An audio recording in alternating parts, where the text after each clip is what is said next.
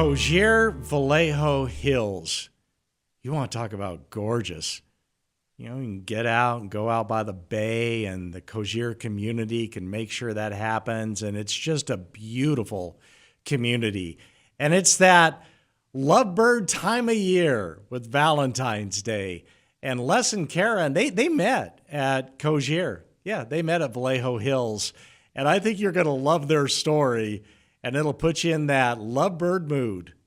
So, Les, you're Santa Monica, and Karen, you're Denver. That's home, Denver. right? But here's really home. This is home at Cogir.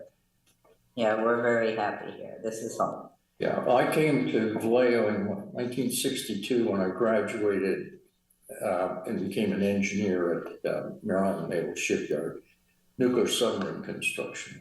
Oh, Les, you're a smart one. Les, what year did you start doing that? 1962. Okay, so Les, just imagine, well, you know the advancements in naval technology since 1962. These current nuclear aircraft carriers have to blow your mind, right? Yeah, they do. They do. But we were building nuclear submarines at that time. Okay. So we had nuclear propulsion systems and IBMs on our subs, yeah. So those were first used during the Vietnam era, correct? Yeah, the old Guppy diesel submarines were the last ones used in World War II. And the nuclear submarines were just coming into power play about 62, yeah. And Karen, growing up in Denver, Air Force, your dad, what are some of the memories you have? Getting on the big planes, the B-47. I know the B-29s, and just the history of the military. I'm just through and through military person. Right. I just can't speak more for our people defending America. You're a military brat. I know. Okay. I learned, you know what a military brat is? Of course I do. You do? Of course I do. Some people say, I don't know what that means, and I tell them, I'm proud of it. When your parents are an officer, you have a child come up in a military home, then they're called, if they're an officer, they're called a military brat. But I never considered myself a brat. No, I never considered you a brat. That's what they did back then. So. But in the military, that is a compliment. That's a good thing. Yes, it is. It's very good thing. I'm a big patriotic guy, so I think that's wonderful, Karen. And Les, what you did, I think, is terrific as well. Tell us about the Cogir community and how you met. From my standpoint, I moved in, my wife had Parkinson's, and the family, our boys, 3 boys that lived within about 80 miles of us here, had all spent 2 or 3 days with Vi looking for a senior facility to accommodate her needs. And so they had looked at about 25 or 30 different facilities, and they had 2 that Vi really liked, and this one here happened to be only 1.5 miles from our home. So I visited here, and I was very impressed with it, and so Vi and I moved in here at the time, and she unfortunately passed away 2.5 years ago, almost 3 years ago, I guess. And so everything's went to pot for me for a couple of years, but things are back looking really good now. This turned out to be all around the best facility. They had one of the better cooks here. They had nice homely facilities, and the people here were very nice. And so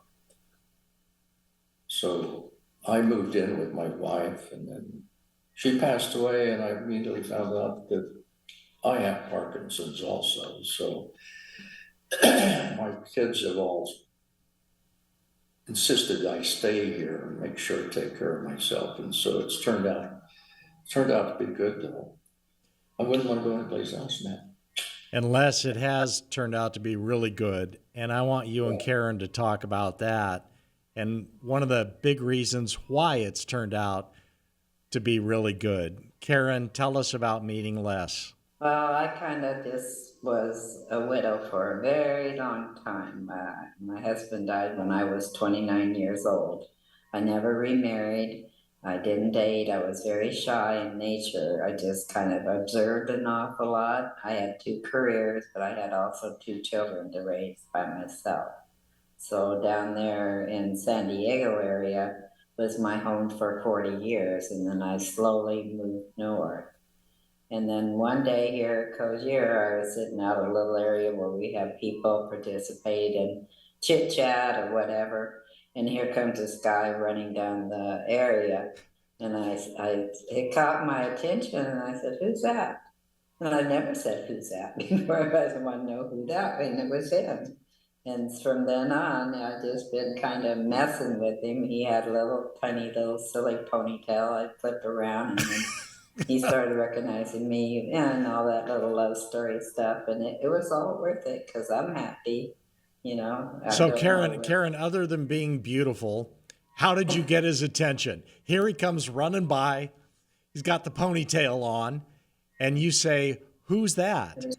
And then what's the next move, Karen?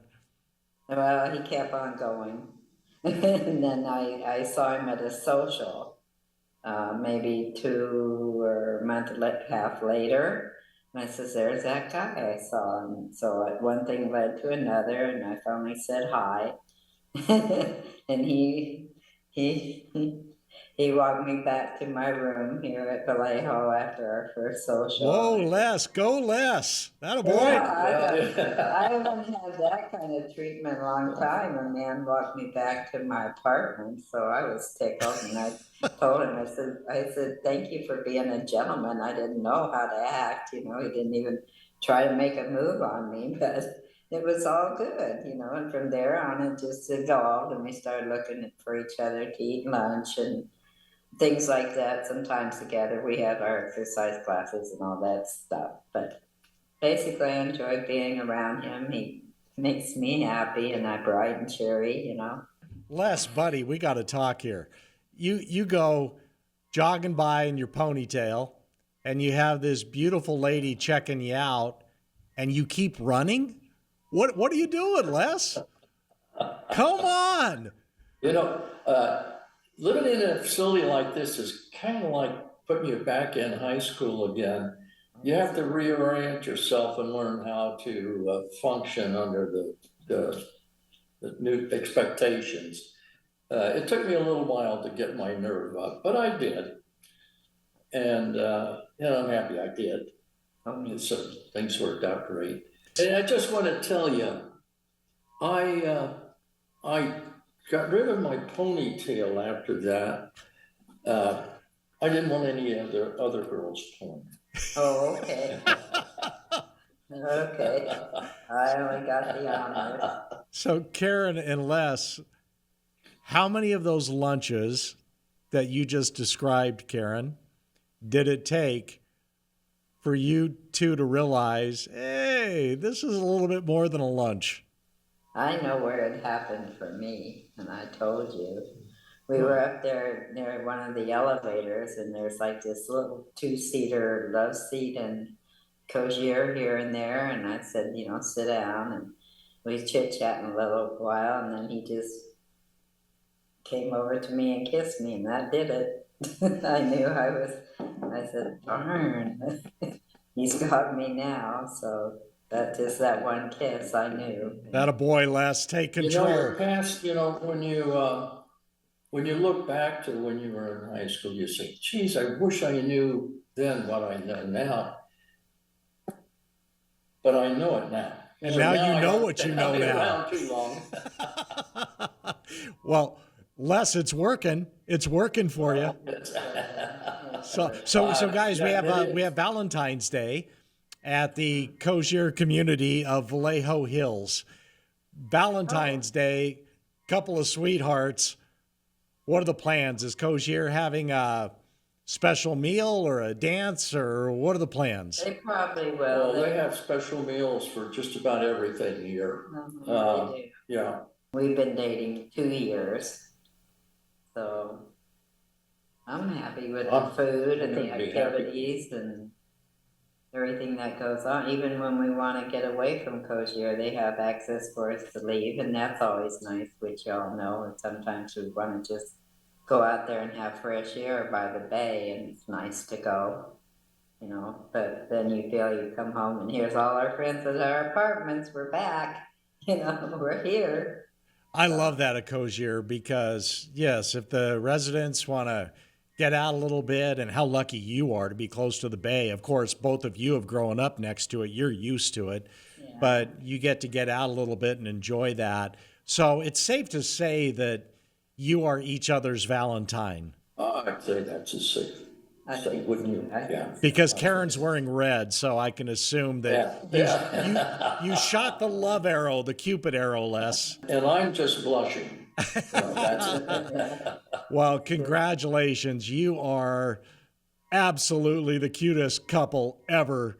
And I think it's wonderful. And continue enjoying this relationship. Happy Valentine's Day. And Thank you. Okay. and You and too. this is very sweet. You definitely have the spirit of Valentine's Day. Thank you. Thank you.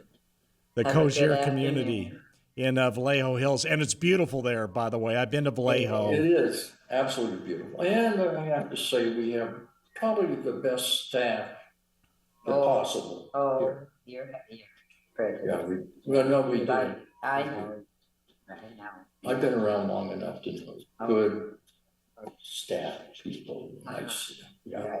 And you've made my day. This is very sweet, and congratulations to both of you.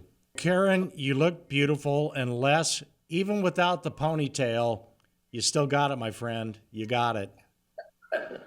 Thank you.